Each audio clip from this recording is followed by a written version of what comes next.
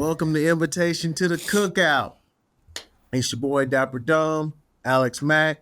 We got a special guest in the house. Look, I'll let you introduce the guest since y'all connected. Yeah.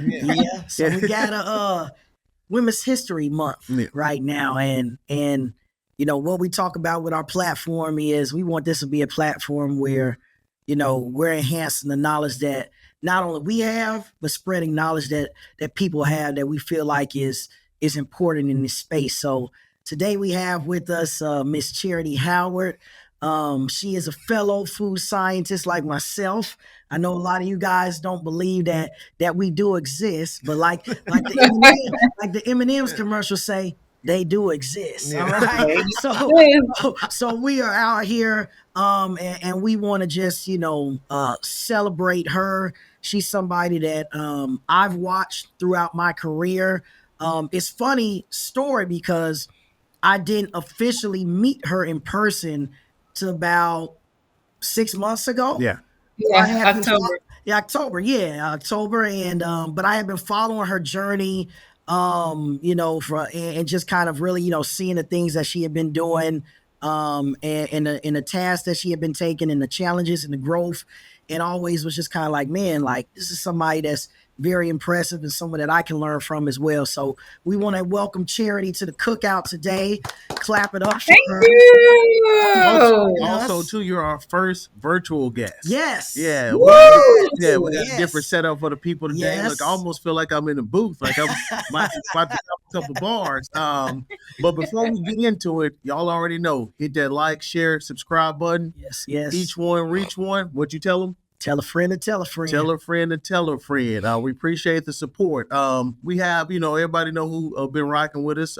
Segment, Chop It Up. So since it is Women's History Month, Charity, I wanted to ask you and Alex, what are some women that have like inspired you or that you admire? And we'll let you go first.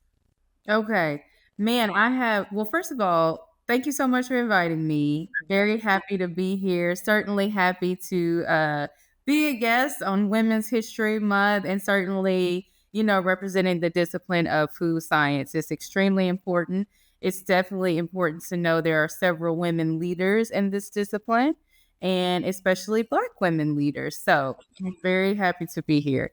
But as far as women that have been instrumental to me, the list it can go on and on.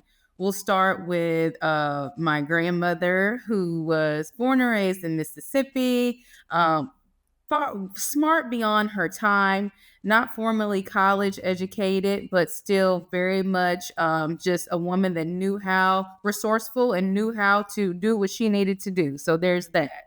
I look at women like in the discipline of science, my mother, who got her degree in biology at the University of Mississippi. She chose an academia route. I never wanted to do that, but still, being one that would go with her to those little science camps and being there in the summer, that certainly was influential to where I eventually led to be in my career for sure. And then I just look at women who are breaking barriers, who are standing true in their authenticity, in whatever way that may be. I very much admire the grace and the authenticity of Michelle Obama for sure. I feel like she stands 10 toes down on what she believes in. You have to respect that at all times. And then, just again, there are many I could name, but those are a few that come to mind right now. No, I think that's good. I think for me, as I thought about this a little bit deeper, and like Charity said, I definitely could, start rattling. I think there's a few, key ones, for me. And when I think about the food science space and kind of how I got here, it was Black women that really was integral, or women in general that were integral. When I think about my path here, I think about at Alabama A&M, Dr. Ola Good Sanders. Okay. She was my intro to food science teacher. Very old school. She was gonna lean hard on you, but she was very humble. And later on in my food science courses and curriculum, I realized that she was a trailblazer in the space. She was, I believe, the first African-American woman to have a sensory science postgraduate degree. Okay. And that was something that, wasn't that she boasted about. She never talked about it. Yeah. It was just in asking questions about her. Like, people like, gotta put some respect on her name. Like, she really liked that. Yeah. It was a woman that was the head of our food science department, Dr. Martha Verghese, that, wrapped her hands around me and was able to get me into, internships while I was there, which really changed my trajectory when I was at school. It was a woman, Dr. Zara Colley at Kansas State. When I met her, I remember going specifically to her because at that time, a lot of freshmen, after your freshman year, they weren't really giving internships out. Okay. And so I remember I sat in her, office at Kansas State, and she was like, I usually don't do this. I'm gonna make an exception for you. Okay. And I think about, Dr. Toshiba Trainum Jackson. She was the one who got me in the food industry. At that time, unlike Charity, I really wanted to go into academia for food science. Yeah. And I met her at a conference, and, she stayed on me. I was a young college student. Yeah. The story that she was like, hey, I want to get to know more about you. Like, we got this internship program at Kraft Foods. Here's what we're looking to do. And my young self, I didn't even have my resume. Yeah. And she was like, you need to have she was on me, and she taught me things. And she was the reason that steered me into getting into the CPG world. So when I look at my career and where I've got to, it was women. Okay. It was women at every step of the way that opened doors and, like you said, extended that grace and gave me some of that, motherly love, even though I wasn't their son, to kind of help me get to where I got. So I definitely got to, give thanks. Yeah, well, good, man. I think I'm gonna take the route I took when we talked about Black History Month, when we talked about people that we admired. I'm just going to say all the nameless women, like the women who went to work when the men went to war. You know what I mean? Those women, you know what I mean, that you might never know about. But then also too, you got your Coretta Scott Kings. You know what I mean? Like your Merle Eggers, Lillian, oh my gosh, Lewis. You know what I mean? Like so, those women have quiet strength. You know what I mean? Like, to be able to let your husbands go out the house every day, not even knowing whether they're gonna return. You know what I mean? Real. And then even fighting, not even you're fighting battles for your family, but these are educated men who could have just got 9 to 5s and lived great lives, but they put their, of course, we all know, put their life on the line for the betterment of the country. You know what I mean? And so, there was times that Martin came home, Edgar came home, and these guys probably wanted to quit, and their wives kind of we didn't come this far to come this far. Yeah. So those conversations that we'll never know about, you know what I mean? I salute all those women's, man. That quiet strength that women have. I love that. As we saluting and celebrating all women, Charity, today is about you, though. Yes. We want to know about you. So what's on the grill today is your journey, your life. So just kind of give us a little bit of background about where you grew up, where you come from. Okay, sure. So I'm a native, again, of Northeast Mississippi, a little town called New Albany, Mississippi. When you look at the statistics, ideally, I probably shouldn't be here, but that just goes to show God's plan over what it looks like. So from there, we moved to Middle Tennessee, just for better opportunity. And I went to the University of Tennessee in Knoxville. So I am a volunteer. I went into college thinking that I was going to be a pharmacist. I was like, yeah, this is it. I'm doing this science thing. It's going to be fun. I'm going to be a pharmacist, make all this money. And I failed organic chemistry the first time. For the people who don't know, that organic chemistry that breaks a lot of people. So it breaks I feel that. Yes. Especially in a class of about 500 people at Tennessee. I was like, this ain't gonna do. So I had a really good friend whose name also is Charity. She was a vet science major. She's like, you should really look at some of the majors on the ag campus, because at the University of Tennessee, food science was in the College of Agriculture, and it kind of had its own separate campus, being a land grant institution. A lot of research there. I said, yeah, we'll go see. So I sat with my advisor, Mr. David Golden, who to this day is still my friend. And he's like, you've got so many credits that could transfer. You know, we could fast track you on the food science path. And what really sold me at the time, he was like, you could really get into product formulations of like makeup and cosmetics. And that's a real good path to go. I was like, oh, that sounds fun. But I started my food science curriculum from there and never looked back. Pharmacy was never a thought again. Dove deep into the actual food path. So I never did go the cosmetics route. But as we know, that is also something that's regulated under the same discipline, the Food and Drug Administration. Cosmetics is under there as well.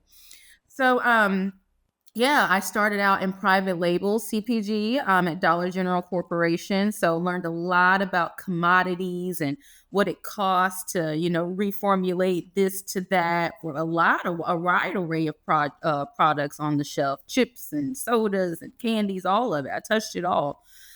For me though, that got a little boring at the beginning of my career. So I was like, I'd rather do things that are new, right? Innovative. I'm a scientist, but I have a very creative part of my science. I think further out, the innovation. That's truly who I am. So I started in the food service world at KFC Corporation in Louisville, Kentucky. I went to do menu development and product development there, several things that you might see on the menu. At the time, I was a little junior in my career, so I owned a lot of things, but I had an amazing manager that brought me along to learn really the ins and outs of poultry, fresh poultry, value-added poultry. And so I could do a lot of things without being responsible for it, if you will, because obviously at KFC, that's the high value. Can't mess it up. From there, I went to Burger King Corporation in Miami, Florida, and I spent 5 years doing the same thing. I cannot tell you, I mean, that company was a very entrepreneurial company, very fast paced, and I can't tell you how many products that came to market that I laid my hands with. Every part of the menu, day, breakfast, lunch, dinner, but specifically, that was the relaunch of all things on the poultry end. And we relaunched chicken fries and did a whole lot of iterations there. Speaking of, if I can interject, I know Alex talked about in an earlier podcast about how like the sense of pride that he felt. I was thinking about that. Yeah. The sense of pride that he felt when he saw like, hey, something that I had a hand in developing. Absolutely. Hitting the stores or hitting shelves. Like, what was that sense of pride? Like that first product that you saw, like, on the menu, on the shelves, are like, I know I had a part in this. Like, what was that feeling like? It's one of those that you truly just have to be there. Like if you know the timeline, the lead times, which is often 18 to 24 months that we're thinking about it before the public even sees it, something that can literally be an idea to the collaboration with the manufacturers and who's making it, to the marketing, they're giving you, we want it to feel like this, we want it to do this. So as a product developer, it's my job to deliver, especially for food service, when it's on a menu, all right? Think about when you read a menu versus when you actually get a product. You want it to connect because ideally we want you to come back and try that product again. That's how you generate that cash.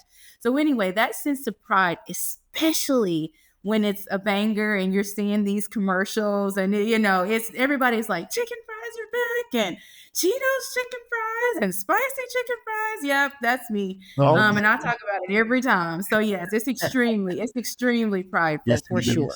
Yes. One question I have, and you talked about your journey and in kind of hitting a lot of different places, right? You retail, you talked about food service and some of the giants in that place.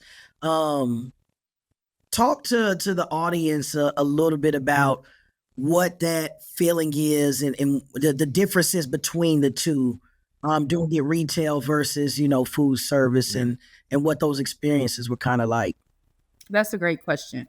So first of all, I graduated at a time of the recession. So I came out of college like, yeah, I'm going to start and get experience, and I'm going to continue in this experience and really be a student of the food industry. And I still maintain that, even being at executive level status now. I'm still a student of the industry. There's a lot of differences, when it comes to CPG and food service, mainly as a product developer. What you design on the CPG side, ideally, a couple of tweaks in the manufacturing, but that is what hits the shelf, right? That is the experience that the end consumer will get. It's the product that you design. When it comes to food service, there are several layers there.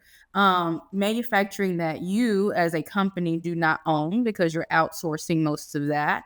Then there's the aspect of what I'm selling or what I've designed now goes to a refrigerator or a freezer or, some sort of shelf for a 16-year-old kid, whose after school job, her job is to put together all of the pieces that I design as a developer to then execute. So there's many more touch points and a lot of training, a lot of influence, a lot of talking about this is the gold standard. Because as we know with human variability, it can very much be different than how you designed it the first time. Oh, yeah. That reminds me a lot of my plant visits back in the day when I used to go and check in on things and be like, yeah, that's not the way that I wrote that or how that's supposed to go. That's right. Yeah. That's definitely a real thing. Yeah. And what does CPG stand for? What is?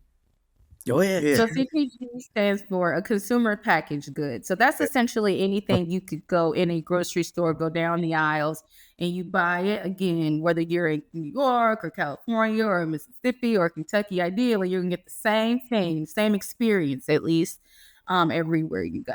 Whereas food service is more of a hot food experience. I always say, think of it as something you can get through a drive-through, or you're getting a meal to eat within 30 minutes of consumption. That's why. Yep. Now I got two food scientists with me. They're a lot smarter than I am. How would you say your journey differs a little bit from her journey, as far as like the industry goes? When I think about hers, I kind of did mine in reverse. Okay. So when I think about the industries that are available, I really think it's a big three in my eyes, right? And where you can do what we do. She talked about CPG, she talked about retail. So, Dollar General, she talked about food service. There's other terminologies that her and I would understand. Some people say QSR, quick service restaurants. Okay. People use that terminology as well.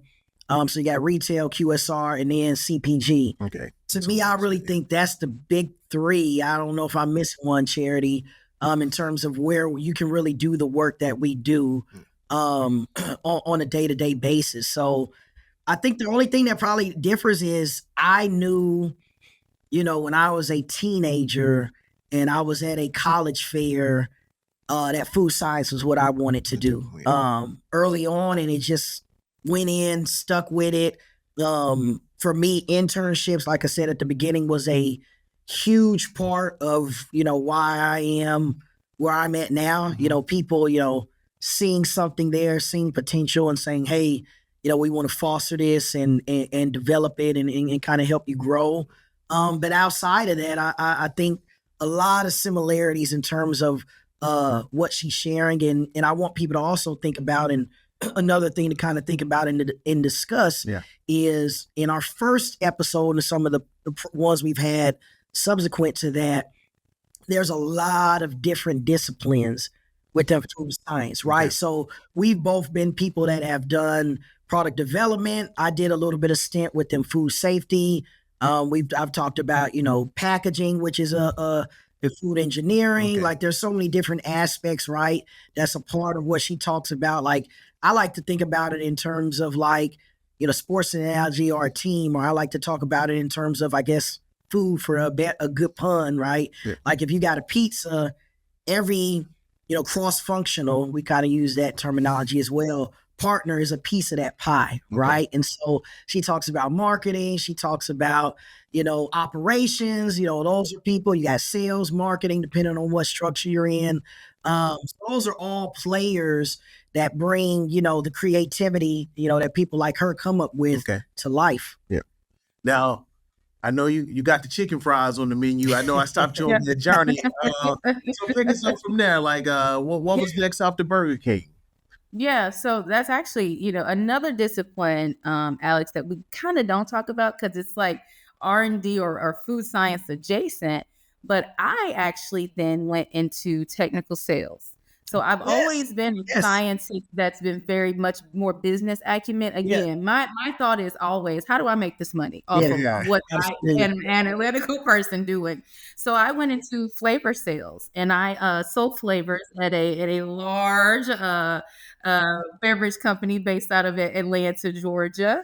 I sold flavors to them and kind of supported a lot of their food service business. So it was a dual role, right? Serving as a subject matter expert to kind of help them when they go to the QSRs, the McDonald's, the Burger Kings, et cetera, of the world, and they want to pitch new beverages.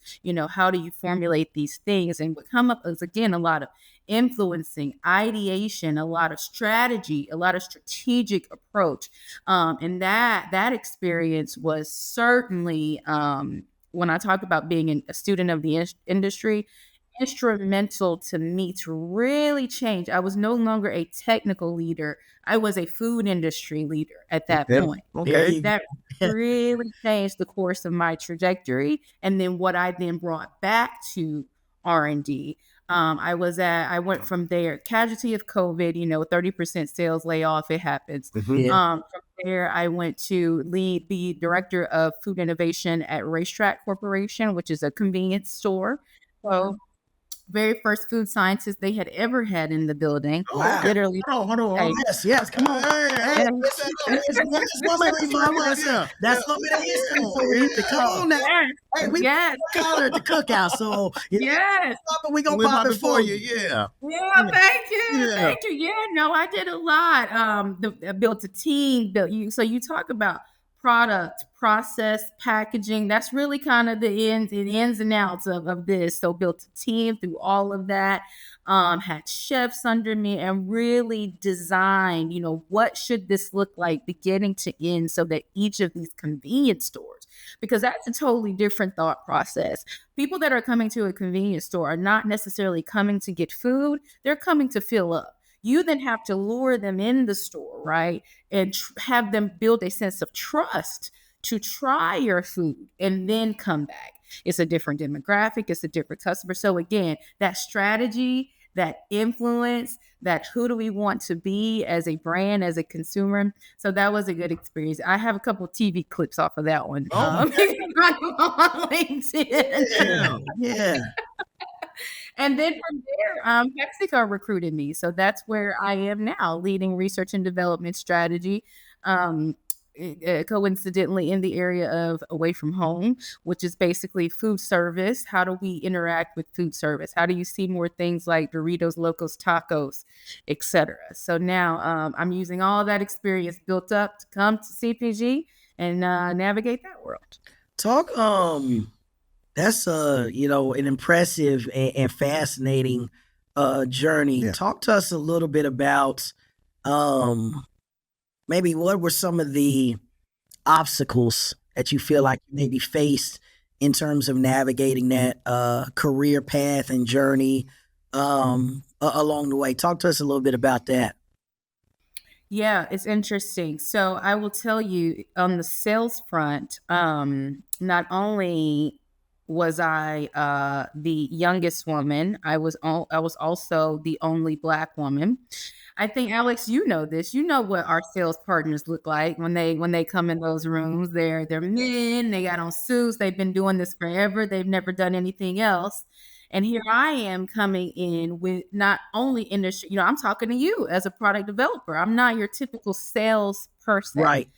So though there was a sense of within the R&D community that the customer that I was serving, there was a sense of, okay, you are me, I am you. Yeah. Within the sales community, for sure, Yep. that obstacle was like, what do you think you're doing? And it's well a bit of intimidation, Yeah. because I could speak the language, right? Yeah. Yeah. And so it's the microaggressions, it's the small things that aren't necessarily seen that you have to navigate around to be able to continue to rise up. Yeah. No, that's, I definitely could see that. And I'm glad that you were able, because I think one thing that you talked about in terms of speaking that language, and I saw a similar jump in my career, is when you go from being just that technical person to when you really understand the ins and outs of the business. And it's like, I'm versatile now. I can contribute.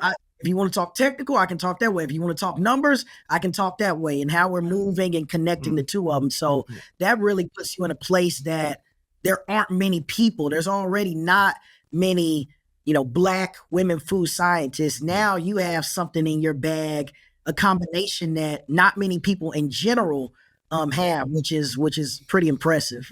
Can y'all get people an example of like the technical pieces y'all talked about in like would you say analytical? Yeah, I'm gonna let Ms. Cherry it's about Yeah. So when I say the technical piece, particularly relating to like product development, everything we do is to deliver a specification. At the end of the day, my job is to deliver you. This is the Bible of the product. No matter where you take it, no matter where you go, which plant, which manufacturer, from beginning to end, it needs to have these ingredients. It needs to be processed this way. These are my finished product standards, and this is going to be it. And it's very intricate. And as Alex mentioned, it takes a lot of trial and error being in the plants. You could start with something and end with something just slightly different, but you have to make those adjustments based on what we call real feasibility. And again, when I talk about the food service aspect, that's even another layer, because you've got to train with operations, again, even more to say, like, this is the gold standard bun, meat, cheese, all of it, right? And it needs to be this, and setting that tone. So that's a bit of the technical piece. It's beyond the numbers and all of that. It's truly design of the product using the science. Yeah. And then I think, we talk about the business side. I think it's about how do you start hearing. I remember the first time I was at Walmart, I was like, I was fresh coming out of that. So I was just like, I don't know if this is going to work, man. I'm telling you, I'm in the middle of work meetings and I'm Googling words and acronyms, because I'm like, what they talking about CAGR, and they talking about, comp sales. And I'm like, but and I'm sure you saw that too, going into sales, that growth learning and really accepting it, being a curious learner and saying, hey, there's still room for me to grow. And just, it gets you up there, because then everything you're thinking about in her, words is really, how is what I'm creating help the financial stability and growth of the company? So you're thinking about all that way, whether it's like, hey, how much is this going to cost? And you're balancing things, right? Because she can tell you, like, in a lot of places, you don't want to put something that's poor quality out. So you're, just for a cost. So you're thinking about all these different things in your head. How much is it going to cost? What's the marketing budget for this? And what are they saying? Like, how are we contributing to those things? So you're thinking about, I kind of think about it in terms of, if I'm driving, I'm not just looking at what's ahead. I'm looking at the side mirrors. I'm looking at the rear view. I'm looking at, all the stuff on the dashboard. All of that plays into how I get to my final destination. Right. When it comes to bringing, I guess, a new product to the market, or even like exiting, like deciding like, hey, it's time to exit. Like, do you guys have a big say on that? Or is it those guys in the suit coming and saying, hey, we want you to deliver this? Like, how does those conversations go? Ms. Charity, you go first, and then if Alex want to jump in, he can. But yeah. It's interesting because, again, I talk about layers of my career, and I can talk about where I've had more say and less say. on that. I truly do think it depends on where you are as far as tenure and seniority. But I will say, from a research and development standpoint, from an R&D standpoint, the bottom line is, again, we deliver the specification. And so wherever you sit, and even if you have to escalate that, if there's a huge red flag, think about COVID. There were so many ingredients we couldn't get. Like, I understand you want this on the menu, or you want this in the store in a year, but I can't even get the flavor, the spice, over here in the next 18 months. So there's a lot of communication, cross-functional partnership again. So the say-so, it depends on the timing, it depends on the climate. Again, it depends on the key factors. There are always, things you can bring in and out. Alex talking about driving. I was thinking to myself, you got to also watch out for the deer that might hop out, because you never know the unexpected. You never know the unexpected that might come about. I mean, you're on a path, and then you got a global pandemic, and you just never know. So it's one of those, again, where you just have to continuously stay true to your North Star, but then also, be nimble, be agile for sure. And how you're trying to go about the path in product development. Yeah, because you talked about deer jumping out. I think the term you used was scope creep. Is that? Oh, scope creep. Yeah, when you started something and then people come back in. Well, I'll let you guys explain. No, that's it. To me, that's it. To her point is the unknowns. Like, I always tried to pride myself. My thing was, I talked about in the early episode, it's like, give me all the information up front. Then I can go fast, right? And so to her point, it's like, hey, when that deer jumps out, you got to hit those brakes, right? And so when we're talking about analogies, that those deers could be, hey, they wanted to do, this flavor. Now it's like, no, the consumer insight says we want to do this flavor, or a global pandemic. Like, there's varying scales of that, or hey, we can't work at this plant anymore, and this has a specific setup. We got to move to this plant, and that we have to tweak a few things in that specification. So all those things play into it. And I think as you become a more seasoned developer, it's just that you've seen it. I wouldn't say you've seen it all, but you've seen a lot. Yeah. So that stuff like that doesn't rattle you as much, because you're like, oh, okay, yeah, I got this. Like, that used to be one of the running jokes about me, because they'd be like, we don't really see Alex get rattled when it comes to, like, we got to move the timeline here, we got to move the timeline there. But the more, and I think she can talk to you about it, the places that I've been, the workload and the amount of projects that you do within a year. Oh yeah, you get it's more than what it should be. It's what and she's laughing. Yeah. So I think that she agrees. So it's an accelerated learning. Okay, like, you just see all these different things, and it's just like, after a while, it's like, okay, yeah, I got this. I've seen this before. Like, I know what to do with this. So, Yeah. Speaking, you've been in the industry for a while. Tell me some things you feel like have changed over the years in the industry. So again, as I mentioned, I started straight out of school. I thought experience was going to be the best teacher for me. I've seen the industry change again. At the bottom line, we say, the company pays us, the board of directors pay, the consumers pay us, the people that go in that store, they're the ones that pay us. They're your boss. And so when they flex, you have to flex. So again, I started my career in a recession, at a time where private label people were, coming in the doors. I was busy. Dollar General had a calendar schedule unlike they'd ever had. We were revamping, we were rebranding, because the consumer needed us. They couldn't afford, what they were buying before. Again, I talk about coming then into a different side of the industry. We adjusted Burger King. We adjusted and went towards more of the poultry platform, because the commodity of beef at the time was too expensive. We leaned on beef, but we couldn't afford it because of, the rising and failing costs. It's just a very volatile when it comes to setting things up against what the consumer is willing to pay. Again, I talk about the recession, the pandemic, and, just not even the cost anymore, the availability, not even just ingredients, equipment, as you talk about, going into the plants. If I need aluminum and steel and I'm relying on said country and we can't, the workforce, the labor force, people wanted to then start to become entrepreneurial. I can't even get people to work in my stores. So, those are some of the pain points, but to the point of you have to always be agile and ready and adjust at any given moment on what the consumer demands of you.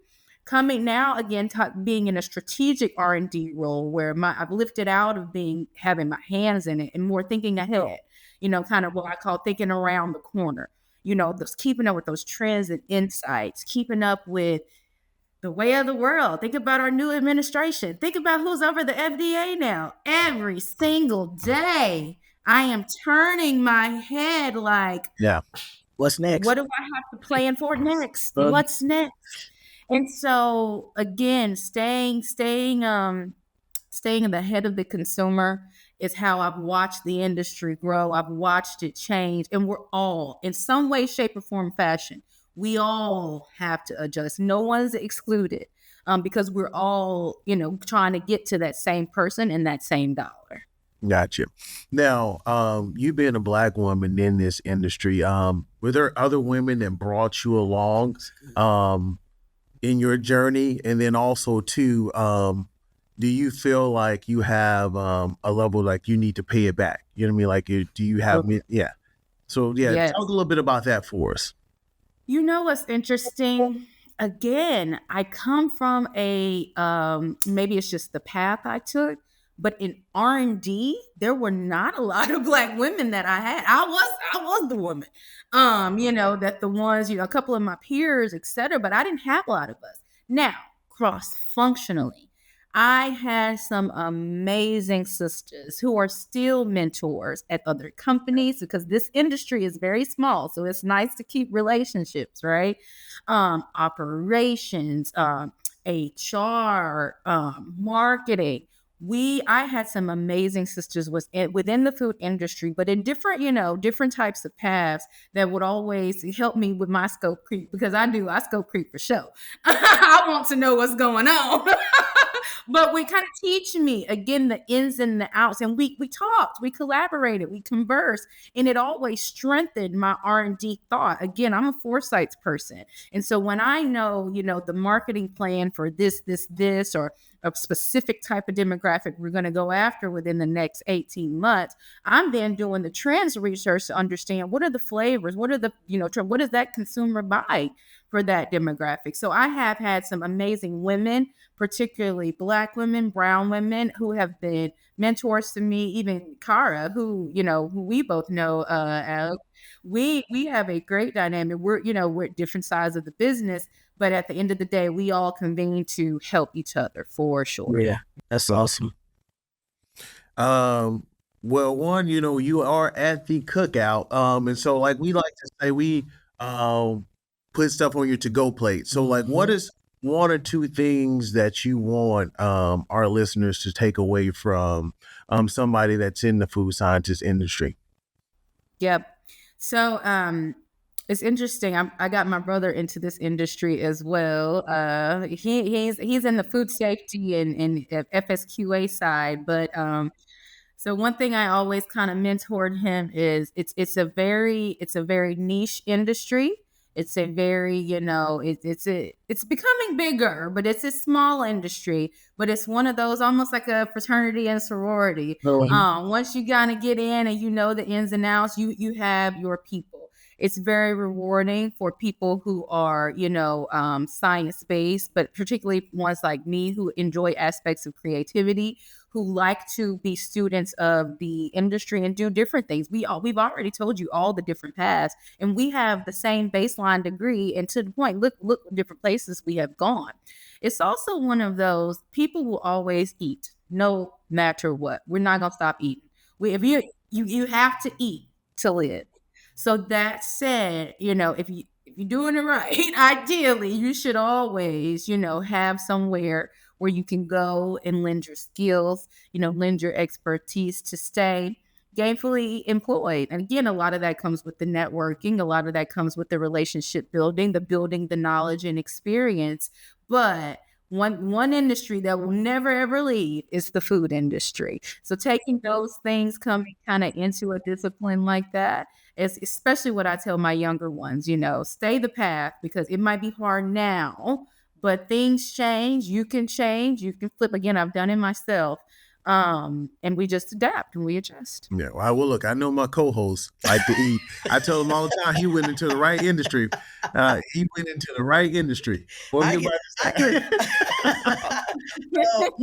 It can be rewarding, especially I don't do it as much.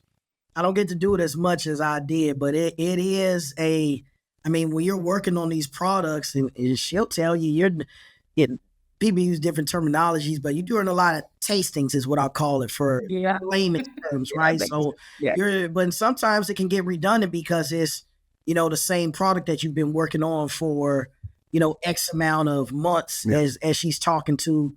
So I think that's a key piece of it. But yeah, that's the biggest thing that I think about as she talks about that piece is, how I think about career aspirations and what I have, opportunities to talk to the youth, because that's the biggest thing is I've always said that exact same thing. You have to think about what is necessary, within our society. Yeah. And that's one thing that, like she said, people got to eat. Yeah. So there's no way that, that's one that is going to be, eliminated or impacted, where there's some other ones, where things can shake things up and be pretty rocky.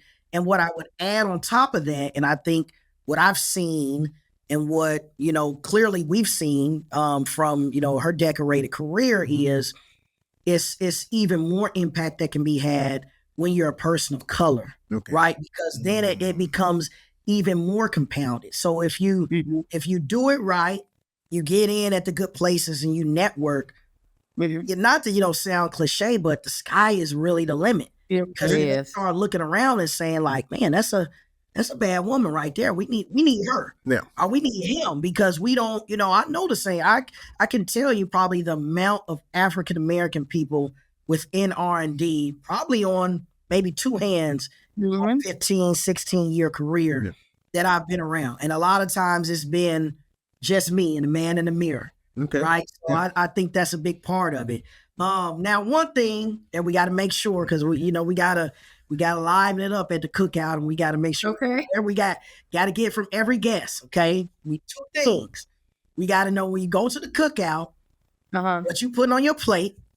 Okay, what's to-go plate? What's your ideal cookout plate?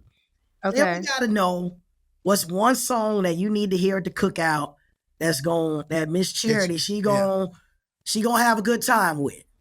Okay. Off top, the song I'm going to give you is Outstanding. Okay. Old school. You got to have it. Who's not going to get up on Outstanding? Okay. Got up right there. Right then. You see what happened? That's exactly right. Okay. We got one right there. And then on my plate, it's definitely going to be, we're going to consider everything. Definitely going to be a turkey burger, a barbecue chicken leg. I will have some potato salad made by the aunt with the big arm. There you go. She know what time it is. She said, long enough. You can't make that potato salad, baby. Okay. The baked beans that's been doctored up, they can't be straight out. You got to doctor them up a little bit.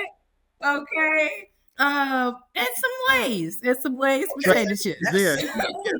What's your dessert? We like dessert? Like, what we doing there? Oh, yes. Of course we love dessert.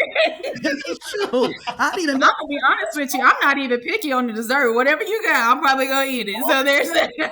Yes. Man. Let the people know where they can find you and follow you. Yeah, absolutely. Yes. So you can find me on LinkedIn, Charity Howard. Some of my tags, you'll see Global Food Innovator. That's who I am. There's probably not a lot of charities that say Global Food Innovator, but you can find me on LinkedIn. Find me on Facebook too, Charity Howard. And I definitely look forward to connecting again. I always mentor as many people as I can. I've had a very unique path, and it's been very rewarding. I've probably done a lot of things that people at my age haven't. And again, I tell you, often being the youngest and often being the only in the rooms that I'm in, it sets you up for sure. It sets you up to think differently, to move differently, and I've enjoyed every last bit of maximizing this food science degree. So there's that. Well, we appreciate you sitting down with us. Our first virtual guest. Alex, you wanted to close it out for us, man? Hey, remember at the cookout, we put more than food on your plate. Yeah. See ya. Thank you, guys.